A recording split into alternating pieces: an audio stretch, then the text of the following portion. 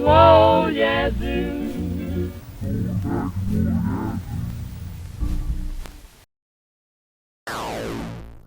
Hey.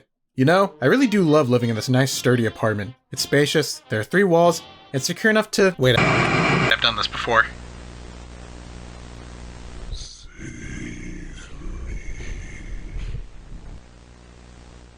Biden blast.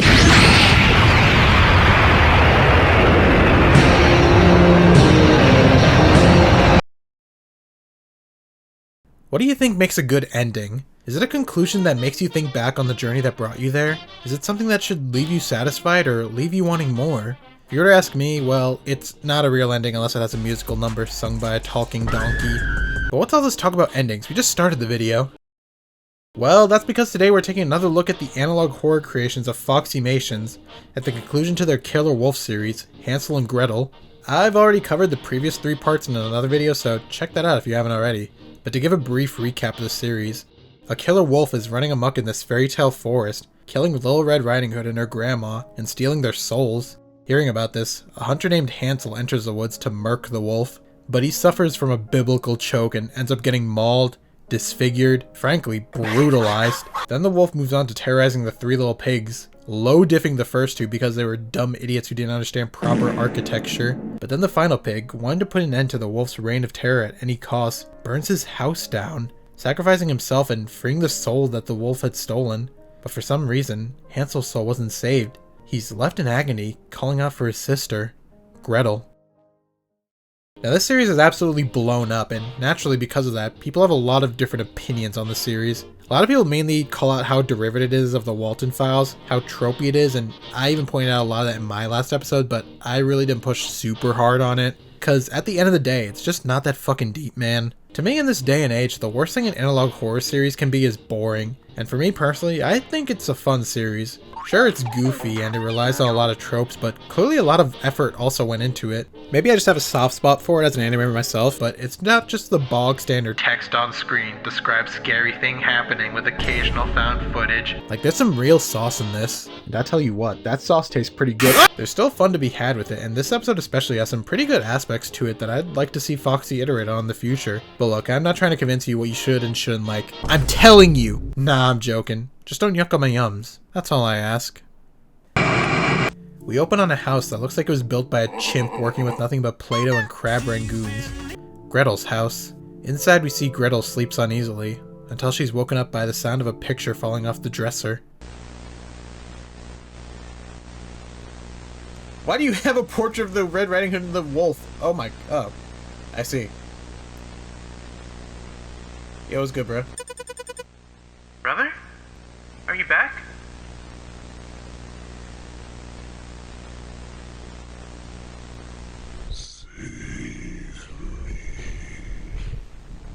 Biden blast. Was that Hansel? He looked like... dead? I must be losing my mind, man. That Adderall prescription is really just not doing it for me. I remember him saying once. Hey Gretel, I'm gonna hunt a wolf. I'll be back soon. Just walk around the house with my loaded shotgun, don't worry about it. Right, Hansel.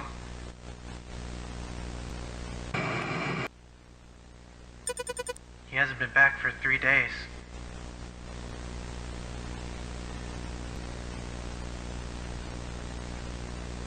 A letter?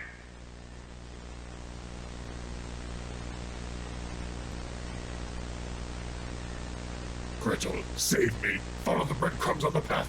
Don't trust her. Love, Hansel. Now knowing what she needs to do, and with the mutilated Hansel goes breathing down her fucking neck, Gretel gets ready to venture out and find her brother. And she may be leaving without a backpack, but she didn't leave without packing. I will save you, brother.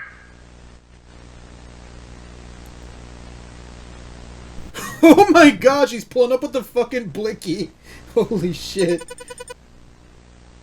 Okay, according to the letter, just follow the breadcrumbs on the path. Here I come, my brother.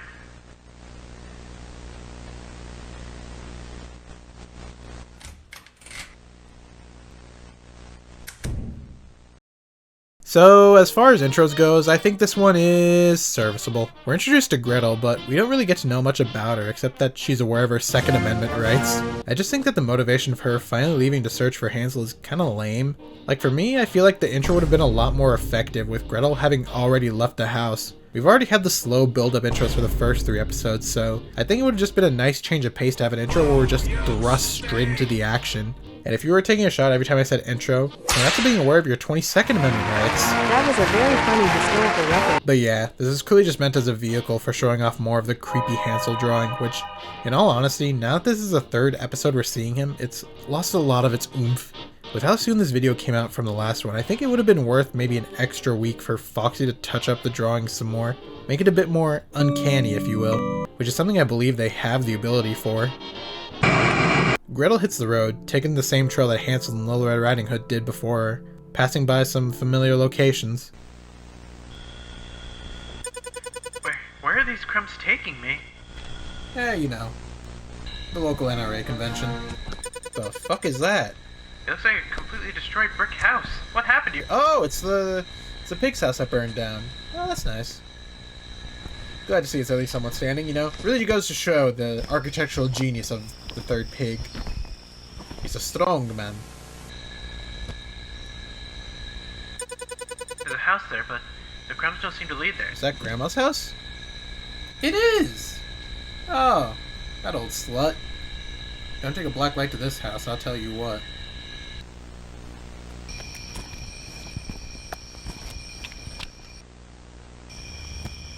Oh, hello! Hansel? Yeah, that's him, man. Go up to him, give him a little hug, a little pat on the ass. Oh, well, never mind then. You just pieced out. Why did it look so much like him? What? Why else would it look like him? Man, this weird disembodied corpse of my brother, it looks a lot like my brother. That's crazy. Finally, Gretel reaches the end of the breadcrumb trail, and what she finds is unexpected to say the least. Breadcrumbs really do just kind of look like chicken nuggets. What is happening? A house made of candy? Why would Hansel bring me here?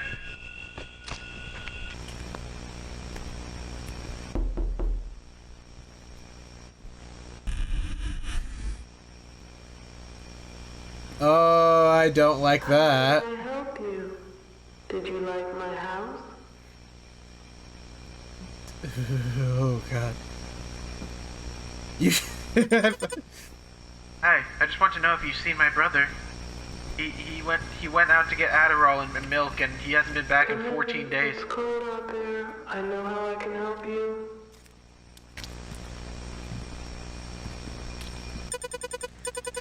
So this is her, who I shouldn't trust? Nah, that purely coincidental. This woman, very trustworthy. In fact, you know what? Make her the emergency contact on your health insurance. Why is her house so dark? It's made of fucking candy, dude. You can't exactly run electrical through this shit. Sit down, my dear. Aye. Would you like something to eat? What a fucking narcissist. She just has a framed picture of herself that she's sitting directly next to. What kind of sick fucking freak lives in a house with a portrait of themselves hanging on their wall at all times?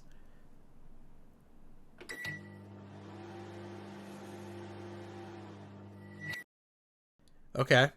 In my defense...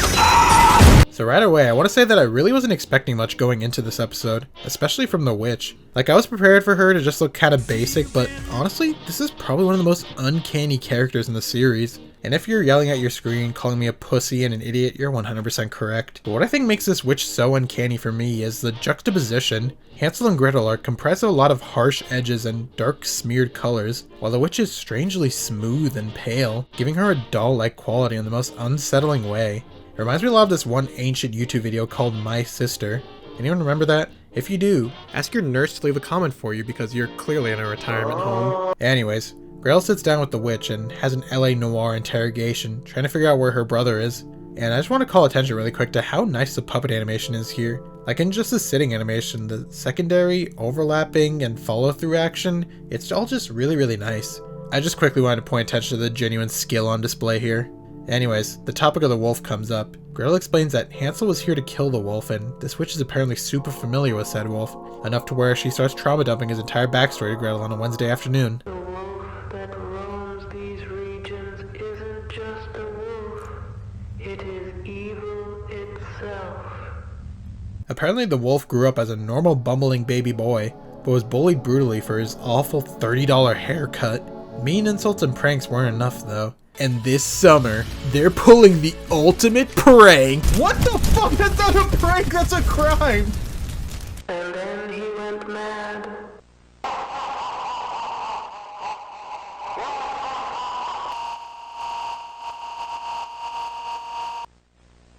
Dude, it's unbelievable. For these school bullies to escalate things so drastically from harmless schoolyard pranks to burning his house down and assumedly killing his entire family.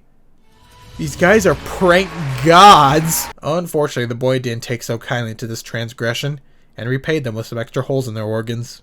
Oh, shit! He'd become a cruel and vicious murderer on the same level as William Afton and Mona Linnaeus. He wasn't just satisfied with killing though. His life was short and the suffering he could inflict was limited. He wanted to be more, so he seeks out a mysterious witch in order to become an immortal demon. I mean, he could have just become a politician, but hey, that's just me. How can I help you? I want to become a mortal, bloodthirsty and cruel creature, that nothing can stop me. Alright. You I- want to become a creature similar to what? Oh, I want to become an immortal plague on this land, forever killing and pillaging and stealing souls. Yeah, alright, chill, bro. No worries. I got you, fam. The witch then instructs the boy to bring her the body of a wolf in order for the ritual to work. That was actually Minecraft dog sounds. You're fucking shitting me. With the wolf's body in hand, I just need you to tell me, what is your greatest fear? Skibbity toilet. The Voros twins. The Costco guys. Those are my greatest fears. Fire. You know what? I was thinking fire too. Yeah. Fear is fire. Very well. I will transform you into a creature resembling a wolf. You will be immortal, cruel, and bloodthirsty, and you will be unstoppable. But do not dare to approach fire, or you will die. So, like, are you getting paid for this or what? I want your soul in exchange. Do you accept? Ah. Makes sense now. Yes. And so, the spell was cast on the murderer. A few days later, he had become a creature resembling a wolf. He was immortal, and nothing could stop him, not even bullets. He was sadistic, merciless, bloodthirsty, and cruel. Everyone feared that evil, but only one thing could stop him: fire. This wolf claimed many victims over the years, and your brother might have been one of them. Might. Don't you know? So we finally have the wolf's backstory, and story-wise, it's about what you'd expect. It's not the deepest thing in the world, obviously, but I think the way the story is told fits in really well with the fairy tale setting. Very classic folktale. In terms of presentation, however, I feel like it kind of starts to fall flat. Now, the drawings themselves are a matter of personal taste, but I personally wish there was a little more effort put into them, but I also get that's trying to evoke that old children's point-and-click vibe. However, I think when it comes to the boy's crimes, it starts to just feel a little try-hard. Like, obviously I would expect the boy's backstory to be gruesome based on who he is as the wolf, but I don't know. The thing that works about the violence in something like the Walton Files is that it's genuinely kind of unexpected. We don't see every violent action on screen, so the few times we do feel genuinely shocking. And especially with this being a flashback, the violence just doesn't really come with any stakes, so it just falls flat here. So I think maybe just showing a bit more restraint in this section would go a long way to make the violence that we do see feel more impactful. Moving on. Gretel calls the witch a big fat liar who smells, but when she tries to leave, the witch urges her to stay the night due to the rain outside. Which makes no fucking sense, first of all, because the last place I would feel safe during a rainstorm is inside a house made of glorified Triscuits. But regardless, Gretel understands that she was brought here for a reason, and knows that this is the best way to try and get more clues about Hansel's whereabouts, so she accepts the offer. The witch points her to her room, but begs her, whatever she does, to not check the basement. The room is up those stairs, and don't you dare go into the basement. I would not have even thought of it if you didn't mention it, so frankly, I'm checking the attic. You're trying to throw me off your trail. Which, I don't know about you, but that doesn't sound suspicious at all. I bet this is just the downstairs bathroom and she's just really embarrassed to show it off. This woman has a picture of herself in every goddamn room in this house. How big a narcissist is she? The storm rages on outside and Gretel is fast asleep in bed. Even though she just said she can't sleep and needs to find her bro, but whatever. She has a dream where she's reunited with Hansel in a golden wheat field. It's a really sweet little moment, honestly, but that, of course, doesn't last for long. What's wrong? Oh. Oh, well, we could patch you up. That's no good. You know, I don't think we could fix that. Hansel?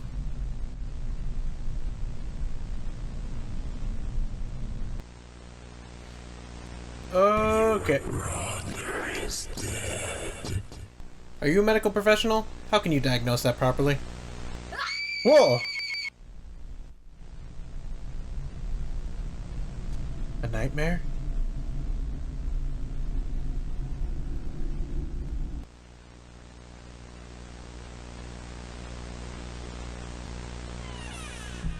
Ooh, hey. I locked that door for a reason. Please, no entrance, no visitors.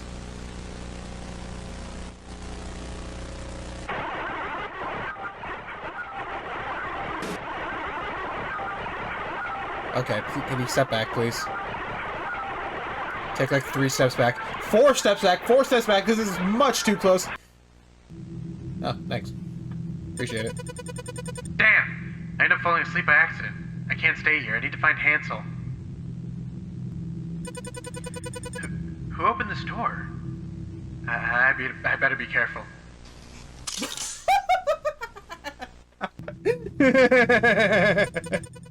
Patrolling around the witch's house like she's in a ranked match, Gretel looks for any clues about Hansel's whereabouts, but instead ends up stumbling across the wolf's charred corpse, holding a key for what seems to be the basement door. And this is just a nitpick, but this is almost exactly the same setup as Return of the Pumpkin Rabbit, where our character finds a key to the final room on the corpse of a character from the previous episode. It's just really towing the line of homage versus just straight up ripping off, but again, it's just a nitpick. Anyways, she then skulks around the house some more, avoiding detection. And I gotta say, I do like these POV sections of the video. The human-like camera and flashlight movement mixed with the hand-drawn background does give a pretty eerie vibe. She continues down to the basement, her love for her brother taking her places I wouldn't go with a gun. Then she finds a book, conveniently laying out on the table, The Cry of the Soul. And listen, if it were me, I wouldn't open that shit. I've seen some of the vile stories that women read before they go to bed. You know, the kind of book where the back describes a wistful secretary meeting a handsome and strong farmer. But then you open to a random page and he turns out to be a proceeds to her and then side of her. Gretel is a braver woman than I, though, as she opens it. And conveniently enough, the first fucking thing that is written in there is how to kill a witch. Dude, that's so funny. Like, imagine if every night you went to bed, you left a book sitting out on the table, and on the inside, the only thing written out is the specific technique needed to kill you. Alright, now to find the cash and get out of this joint. Hey, you! Oh, shit! God damn it! This is gonna be harder than I thought. I need to find a way to stop him. What the hell is this?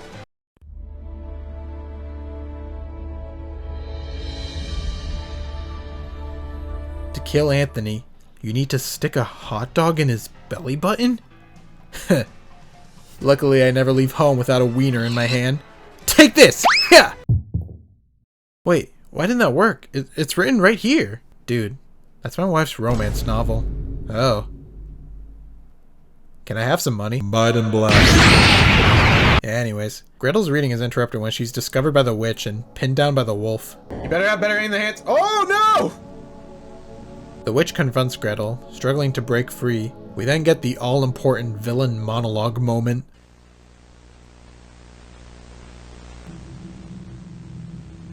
Oh, god damn it. She didn't even get a single shot off. See, if it was Hansel, he wouldn't have hesitated even a millisecond. That witch would have had already like bop, bop, bop. All 3 vital points taken care of. And then Hansel would have just died anyways because he is doomed for failure. Oh, Gretel, how silly you are. You fell right into the hallucinations I made you have about your brother. Hallucinations? What do you want from me? I brought you here because I want your body and your soul, since all these bodies that I collected are empty without a soul, as they have already gone to rest.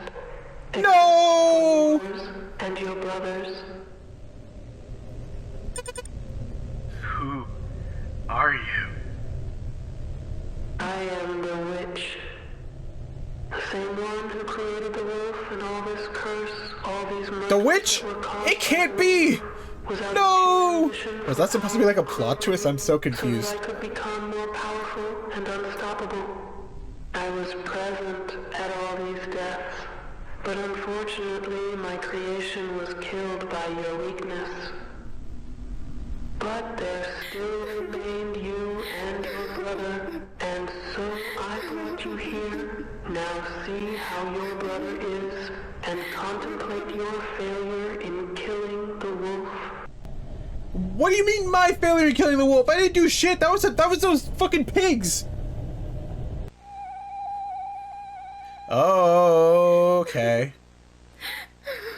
What did she do to you, brother?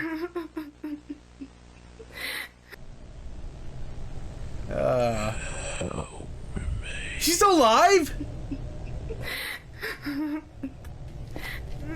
No fucking way.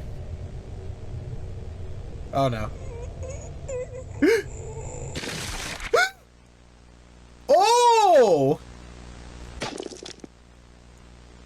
She kept him alive just to tear his head off with her bare hands. This witch has infinite magic power at her disposal, yet she just chose violence to end Hansel.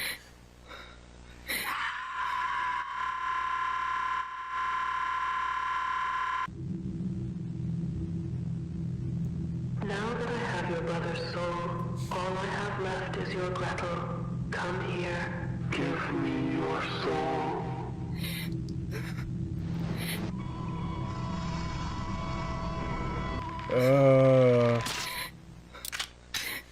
Wait, where'd you get the... Where was the gun? Where the fuck were you storing the gun? Your ass? Just boofing the Glock 19? Okay, come on. You still have the gun in your hand. You can... I swear to God. Please, please. Fuck, yes.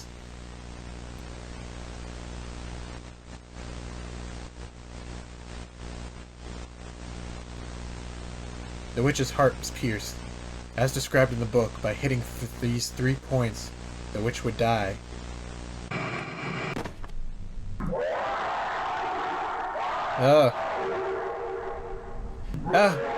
Light is fading. Mip, going into the light. Mip, fading away. Oh, there's her soul. You stupid girl. How did you manage to ruin everything? You couldn't even save your brother's life. I hope you die.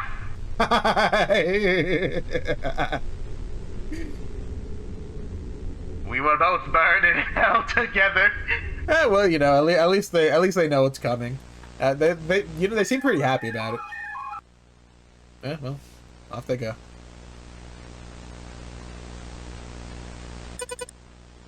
I just want to get out of here. At least bury your brother. Give him some... Okay, but leaving him in the candy house. Apologizing for being unable to save her brother, Gretel leaves the house. She doesn't have the strength to recover his bloodied body, but even so, a grave is put up for him, and after endless agony, Hansel's soul can finally rest, and the witch and the wolf can pay for their crimes.